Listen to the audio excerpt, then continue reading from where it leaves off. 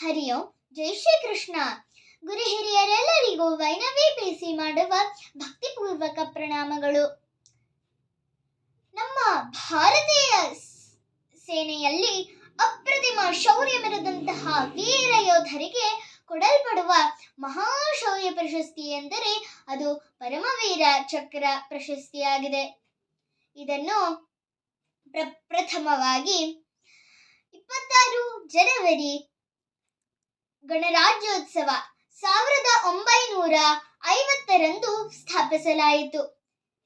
ಈ ಪ್ರಶಸ್ತಿಯನ್ನು ಪೂರ್ವಾನ್ವಯಗೊಳಿಸಿ 1947 ಆಗಸ್ಟ್ 15ರಿಂದ ಶೌರ್ಯ ಮೆರೆದಂತಹ ಅಪ್ರತಿಮ ವೀರ ಯೋಧರಿಗೆ ಈ ಪರಮವೀರ ಚಕ್ರ ಪ್ರಶಸ್ತಿಯನ್ನು ಕೊಡಲಾಯಿತು. ಮೊದಲಿಗೆ major Somnath Sharma 1947, Naik Jadunath Singh, second lieutenant Rama Raghoba Rane, havildar major Firoz Singh Shekhawat 1948. ಹೀಗೆ ಮುಂದುವರೆದಂತೆ 21 ಸೈನಿಕರಿಗೆ ಈ ಪರಮವೀರ ಚಕ್ರ ಪ್ರಶಸ್ತಿಯನ್ನು ಕೊಡಲಾಯಿತು. ಇಷ್ಟೆಲ್ಲ ಪೀಠಿಕೆಯನ್ನು ನಾನು ಏನಕ್ಕಪ್ಪ ಹೇಳ್ತಾ ಇದ್ದೀನಿ ಅಂತ ಕೇಳಿದ್ರೆ, WAM ಪ್ರಧಾನ ಅಕ್ಷಯ ವಿಭಾಗ್ ಮಲ್ಲೇಶ್ವರಂ ಇವರು 26/1/24 ಗಣರಾಜ್ಯೋತ್ಸವದ ಪ್ರಯುಕ್ತ know our soldiers, talking about our soldiers after independence who have received Param Veer Chakra. ಅಂದರೆ ಈ 21 ವೀರಯೋಧರಲ್ಲಿ ಒಬ್ಬ ವೀರಯೋಧನನ್ನು ಆಯ್ಕೆ ಮಾಡಿ ಅವರ ಬಗ್ಗೆ ಮಾತನಾಡಲು ತಿಳಿಸಿದ್ದಾರೆ. ಅಂತೆಯೇ ನಾನು captain Vikram ಬತ್ರಾ 1999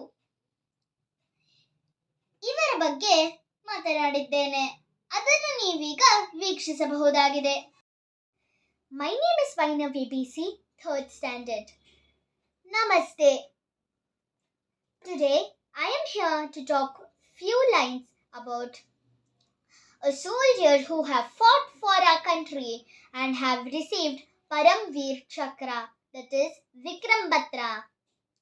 On 9th September 1974, Monday, Vikram Batra was born in Palampur, Himachal Pradesh. He was the son of Kamalkanta Batra and Giridhari Lal Batra. He was an officer of Indian Army and was popularly known for the Kargil War. Vikram Batra was keenly interested in joining the Indian Army since childhood. He passed the Combined Defense Services examination on 1996. He entered the Indian Army as a lieutenant on 6th December 1997.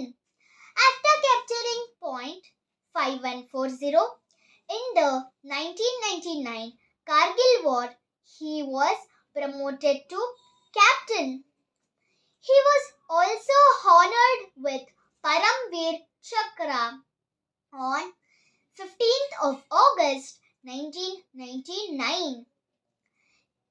Due to his courage and valor, he was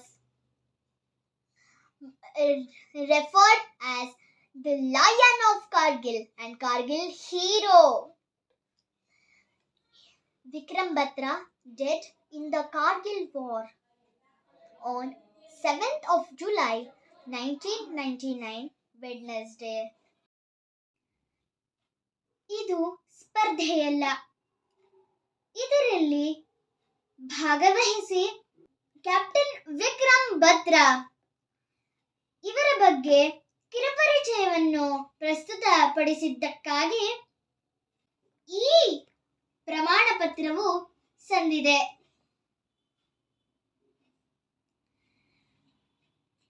ಪ್ರಧಾನ ಅಕ್ಷಯ ವಿಭಾಗ ಮಲ್ಲೇಶ್ವರಂ ಇವರಿಗೆ ನನ್ನ ಹೃತ್ಪೂರ್ವಕ ಧನ್ಯವಾದಗಳು. ಈ ವೇದಿಕೆಯಿಂದ ನನಗೆ ನಮ್ಮ ವೀರ ಯೋಧರ ಬಗ್ಗೆ ಕೆಲವು ವಿಷಯಗಳನ್ನು ತಿಳಿದುಕೊಳ್ಳಲು ಅವಕಾಶವಾಯಿತು. ಮತ್ತೆ ಯಾರೆಲ್ಲ ನನ್ನ ಯೂಟ್ಯೂಬ್ ಚಾನೆಲ್ ಚಿನ್ಮಯಿ ಕಲಾಮಂದಿರಕ್ಕೆ ಸಬ್ಸ್ಕ್ರೈಬ್ ಆಗಿಲ್ಲವೋ ದಯಮಾಡಿ ಸಬ್ಸ್ಕ್ರೈಬ್ ಆಗಿ.